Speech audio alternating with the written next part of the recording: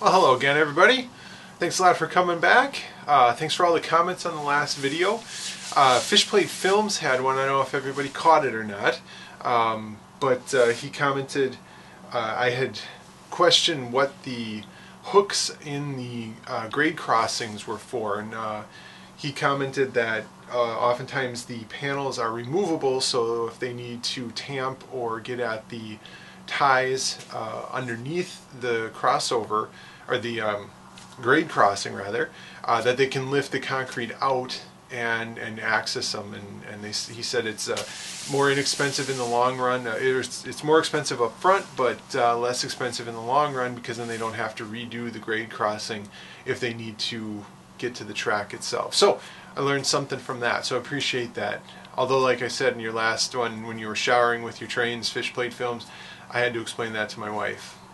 So there'll be no showering in the with any trains in this video. I did kind of get ahead of myself. I got the bug and I started working and realized I wasn't recording at the same time. Nothing major. All I did was put down ballast, completed the ballast in the area on the main line, and then started to put down some static grass and some trees and shrubs and, you know, just stuff like that. So nothing major, nothing I haven't shown on previous videos. I'll show you the end result here of what I've got so far, and then the plans that I've got moving forward. I'm kind of trying to figure out what I want to do next. So at this point in filming, I'm filming an intro with no real direction just yet. I've gotten a couple ideas. I had to utilize the lift out section today. Long story short, I had to reset our microwave. I had to reboot the microwave. Don't ask, but it worked. But I had to come down to the breaker box to do it, and so I had to lift out this section of the layout to open the panel, and it worked fine. So I got to make sure that that stays accessible. So I think that's one of the things I have to work on now, is making sure I've got a nice line between the two pieces of scenery, so I can still get at, you know, the circuit panel. So a few things to come. We'll see what we end up shooting for this one, and go from there. Okay, so what I've got here is the main buildings. So these are, I actually glued them down on accident, but they're obviously removable. And so what I've got, I can just push from underneath, and this section here lifts out.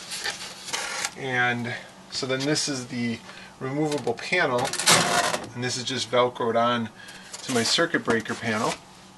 And then I can get at my breakers. So I can just go ahead and reapply this.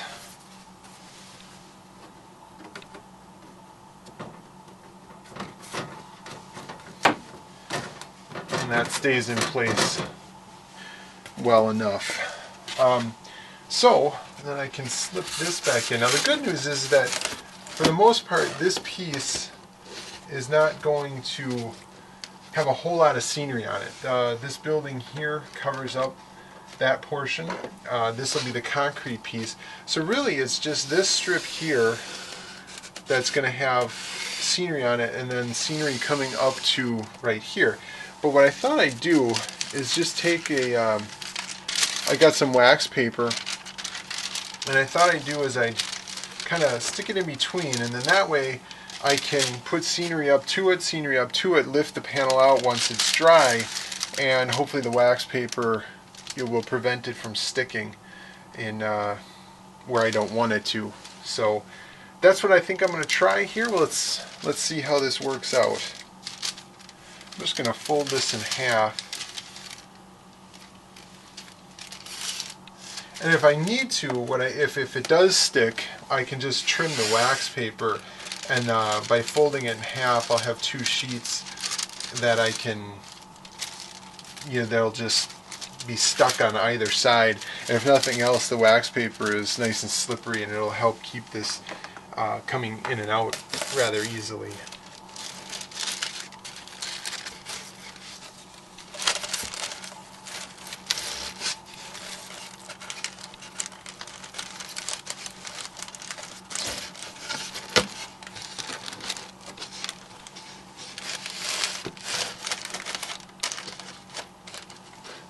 Okay, so this will work, hopefully. And I think what I'll do is I'll try and apply some static grass in this area. It's going to be kind of interesting. I want to make sure that I don't get static grass all over. Now, this is industrial trackage. You know, if some gets on here, I think that'll be okay. It'll be a little bit more overgrown, a little bit more unkept than, say, your mainline ballast and roadbed. So the static grass will be a little bit harder to control. However, I think it'll get a little bit better desired result. So I'm going to give that a shot, and we'll see what happens. Well, just to show you it in progress, here's the wax paper as I put in. So it's created a barrier. I put static grass in this area here, and then a little bit of static grass in this area here, and then just some ground foam to cover it up. If I feel like I need to come back, I can always come back a little later after the static grass is dried. If you spray it, it has a tendency to lay over, and then it's kind of pointless to have done static grass. And then actually what I've got is a bucket of basically scrap material from ripping up the old layout and just tearing out old scenery. So what I'm using is it's creating good just like ground cover. So what I'm just kind of plopping into place and then gluing it down. There's some just texture in there a little bit, and then what I found is actually a pair of tweezers works really well, just to get in here and pull out. There's some ballast left over from previous projects that I don't want in there, and then if there's these dark pieces that just look out of place, pull those out. This guy here doesn't really belong. So that is that for now. So we're going to let this dry and then cross our fingers and hope that the wax paper did its job. Alright, well, I've given this about 24 hours to dry, and we'll see what happens here. I guess I'll just push up from the bottom here. See if we can peel this off. Get this out of here completely. So we've got there's a lot of excess on here. I'm gonna have to have to kind of just brush this off and see how much of this comes off.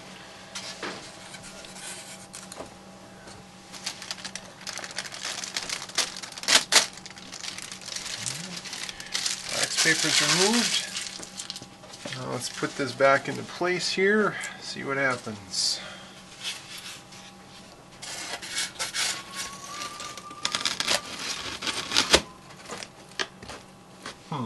Well, it works. There's a definite line here, however. But we're just going to have to, you know, maybe I can sprinkle in some of this brush here, just get a little bit more ground cover in there just to maybe hide that a little bit. Unfortunately, it's got to be like that just because it's got to be removable. So unfortunately, it's kind of in the forefront. Hopefully once everything's done, the building will distract you from all that and you won't really notice it. But, well, so I'm kind of in the painting mode here a little bit, and went ahead and, if you remember, I think I showed this. I don't know if I showed this in the most recent video or in a previous video, but this is a old Walthers kit that I got, and it was I think it was like the propane distribution center or something like that. And I'm going to use those tanks somewhere else, but this kit actually, I think, going on, I don't know, maybe 20 years old. I might have got this when I was in high school. And so I just repurposed it. I repainted it using some of the Vallejo flat red. Love these paints, actually, if I didn't mention it before. They just go on really well. I thinned this just using some Windex. Almost a 2-to-1, and it sprays really well. It coats, you know, really, really well. Nice hard finish. The doors and things like that, I just when I was spraying the concrete slabs, this is the same pebble color out of the just rattle can, so nothing special there. For the roof, one of the techniques that I like to use for any sheet metal or, you know, galvanized, one, I don't like brush painting or airbrush painting metal paints or anything with a metal flake in it. The finish can be quite odd. It can, well, it seems to gum up my airbrush quite a lot. So what I do actually is I've got these cosmetic wedges. I don't use them for makeup, but I use them instead just to, I'll put some paint on a piece of plastic or apply it directly to here, and then I dab it into place. And what I like about it is it gives it a texture. If you've ever looked at a galvanized metal, like a sheet metal or something like that, it's finished as if it was splattered on. You know, as they apply the zinc to the metal, it's a splatter effect. And so I figure that's kind of what this is, and it gives it a nice texture. I don't know if it'll show up in the video or not, but I kind of like the texture that the sponge gives to the roof. So I hand paint those and just applied it, so nothing special there. I kind of did the same thing with this piping, which will eventually go on to these cylinders here.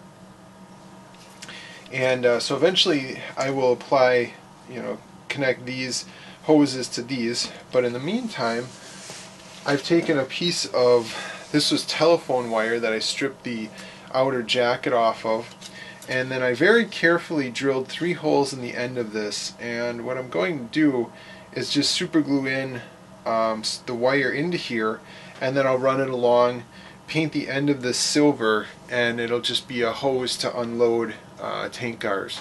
So I'm going to do that for 3 of them, make them different lengths, and have them extend down the track a little bit. So nothing special there, just this is probably like 26 gauge wire, I think. It happens to be stranded, but the nice thing about stranded is a little bit more flexible. However, now that I think about it, I almost want some solid wire that I can coil up, so I might rethink this and go to more of a solid wire. What I like about it is I don't need to color this or paint this. It's already red, which is kind of what I was hoping for. Maybe I can see if I got any solid wire. If not, I'm going to have to figure out a way to get this to lay well once it's on the layout, but we'll figure that out. So unfortunately, one of the things that I didn't kind of account for is the fact that this wire is really stiff, and it doesn't want to lay down real well, and that's kind of a little bit of a problem. So I might have to rethink this. I might just try and tack it down, possibly just situate it and maybe put some glue on it, just to get it to tack into place so it sits. Otherwise it's going to look a little unrealistic that this supposed hose is kind of, well, flopping all over the place here. So got to finish that up. I got to figure something out there. We'll figure out what to do. Alright, just a quick rundown of the scene itself. I still need to get crossing guards here, either flashing lights or maybe some gates, not sure yet. With TrainFest coming up in a few days, I'm going to go there and see if I can find something, maybe that's on sale or get a deal on something. So there I finished the parking lot area, or the incoming. I went ahead and just using a Sharpie pen, I applied the cracks and tried to make them as haphazard as possible, and then got a trailer in the back there. I do need to finish off the background here, but I want to get something kind of posted here, so I'm going to follow up a little bit later with that. But I got the tanks in place. Here's the finished structure. I realized after I painted this little gatehouse of sorts that color red is not the color red that I used for the rest of the buildings. I think I custom tinted that red, possibly. I don't recall. Again, I've had these buildings finished now for quite a while that I don't recall. So here's the finished lift out section. I actually had to use this just the other day, and it worked okay. There is a little bit of a gap there, but it's not too unsightly that it's terrible. So did a little bit of weathering with weathering powders in this area, just kind of where the trailers would be parked, and you can see I did some over here as well. Some more cracks and things like that. This area here just applied a little bit of ground cover, some sand and grass and whatnot. And again, in this area I'm going to have to put in some trees and things. I want to come back and do that at some point. Now all the ballasting in this area is done, and static grass along the edge here. I'm really happy with how this turned out in terms of the edge here. Getting in and out of the breaker panel, I didn't break any trees off, so that was a good test of it already. So I thought I'd take this opportunity to kind of just review the layout a little bit. I've been doing videos now on YouTube for a little over a year, and you know, sometimes I get questions about, you know, does this slow you down? Does this, you know, is it more time consuming? Do you find yourself working more on videos than on the layout?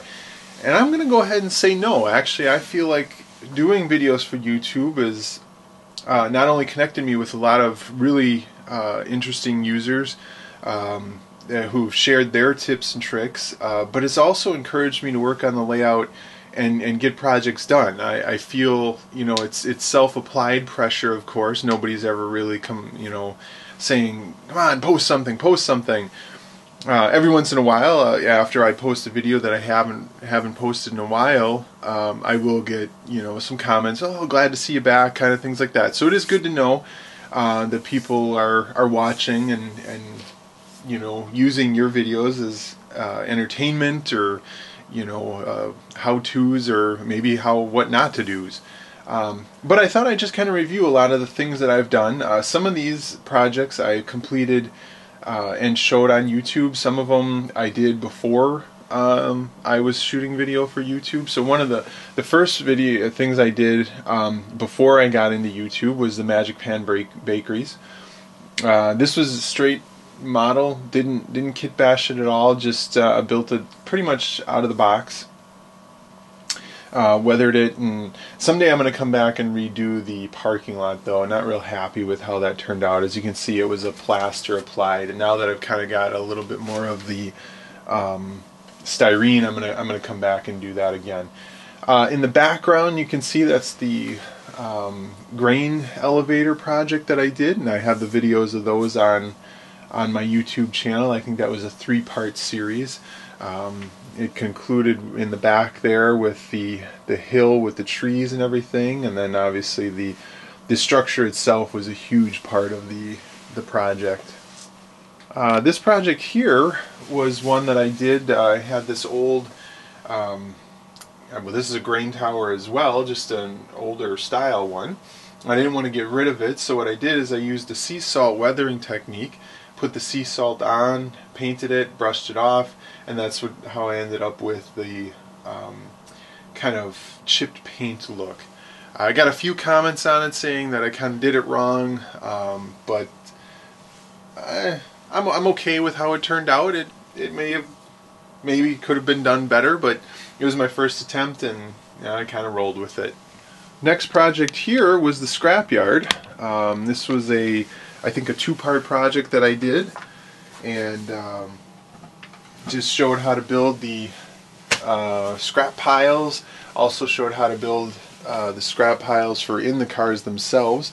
This is where I kind of used the technique that I enjoyed, using end scale ballast as an asphalt road, and you know, just applied some real dirt in throughout here, some static grass, you know, Walther's kits in this area, you know, so that was one project I was pretty pleased with.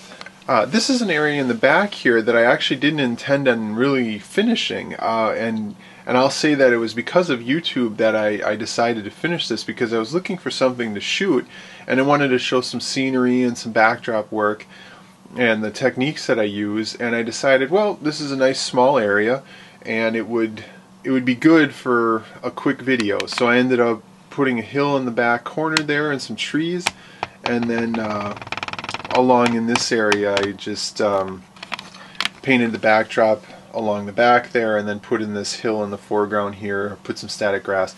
Eventually I want to put trees all along this foreground area as well, really kind of create a tunnel, if you will. This, of course, is my workbench, but one of my favorite areas while I'm working because the trains run along the back of the workbench itself. And so it's kind of fun to be able to run trains while I work at the workbench.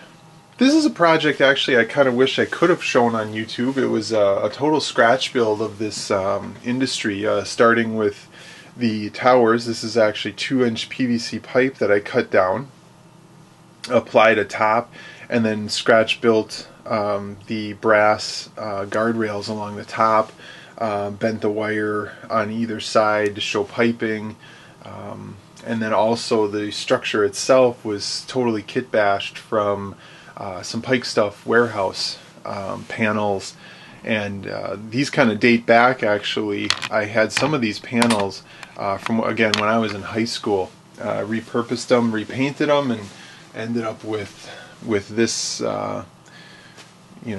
structure. So it's nice because it can service 2 box cars and then a few tank cars over by the storage tanks. And that shares real estate with the now, well, almost finished. I guess that's kind of the mentality behind my layout, is nothing's ever fully finished. I kind of get things to a point where it's pretty good, and there's a lot of detail work that I can come back and finish up later. But at least now there's scenery down, the structures are in place. It's almost finished, but there's things that I can come back later. They always have that old adage that your layout is never complete, and that's kind of this. These are the types of things that I'll come back and do at a later date. This is a warehouse kit, and this is another Pike Stuff warehouse kit that I've had since high school again. I've just repainted and kind of left in its configuration. Just made it kind of like a warehouse for transloading type of thing. So it's got its own siding and can receive box cars on the one end, and then outputs things into trailers. Nothing special, but it filled this area up and gave me another siding to switch with. And this, of course, I have a video of. It's the Lumberyard, I guess, somewhat of a processing lumberyard. Scratch building the, somewhat of a plain Jane structure here, but scratch built it nonetheless. And I've got some receiving doors and some shipping doors. And again, this is another project that I kind of got to a certain point, and now I need to come back and finish up. I want to do some more kind of paint the concrete a little bit, weather it down, which I never really did. Just finish the scene up. I got it again to a point where I can switch the industry, and I know what I'm putting here, and I know what's here. But now I got to finish it up. So, and for those of you who remember, this entire section of the layout was actually a redo. This was not how it started when I first started shooting video, and I ripped it all up and then started over. So I applied the backdrop, as you see there, redid all of the track in this area. This is another scenery video that I did, just another small area that worked well with getting some scenery in and being able to shoot a video. Actually kind of turned into one of my favorite little corners here because it's good fall colors and a lot of trees, and doing scenery is one of my favorite jobs. So. And last, the scene that I finished really kind of most recently was the river and bridge scene. Again, I got some work to do left on this. I want to get a photo backdrop in here. I need to get trees painted on either side of the bridge. But again, overall, the scene is complete. I was able to start running trains again, which is a huge thing for me. Like I said, I enjoy running trains and kind of rail fanning the layout while I work. So it was great to get this done and back up and running. So, but again, definitely got some things that I need to do in the future. So as you can see, shooting on YouTube doesn't necessarily slow you down. In fact, like I said, it's encouraged me to continue to keep working on projects, especially on the multi-part projects that I've started and want to complete and show the whole video to everybody, to kind of show, hey, here's the end of the scene. So, if you're thinking about it and you're thinking, oh, it's going to slow me down, I'm not going to get things done, keep it simple. When you start recording, even if you just ramble, you can always edit later. There's a lot of good editing tools out there. And YouTube's got a few built in. You can always trim off what you don't want. You can voice over later. I know some people don't like the voiceover, some people do.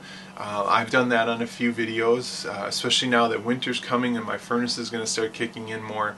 There's going to be more background noise, so sometimes talking over the video is difficult. You don't always get good, clear sound, so you can voice over later, no big deal.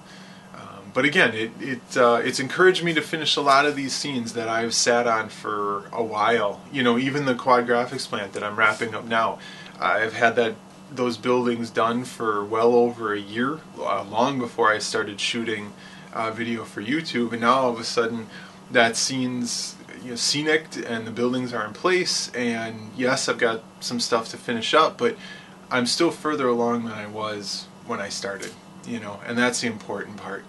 So I hope everybody enjoyed seeing what I've done. Not a whole lot of stuff going on there, not a lot of innovation, I guess, but I wanted to get this up. I also wanted to say I'm hoping to be going to TrainFest. For those of you not familiar, I'm kind of blessed to have grown up in the Milwaukee area, because I should have looked this up, but I think they're going on 30 plus years. Milwaukee, West Dallas specifically, because it takes place at the State Fair Park, which is in West Dallas, which is a suburb of Milwaukee. We've always had TrainFest, and for those of you familiar with Milwaukee, you know that we're the city of festivals. We have Summerfest, which is one of the world's largest annual music festivals, and that takes place in the summertime. If you're ever in the area in the June time frame and like music, think of it as Lollapalooza.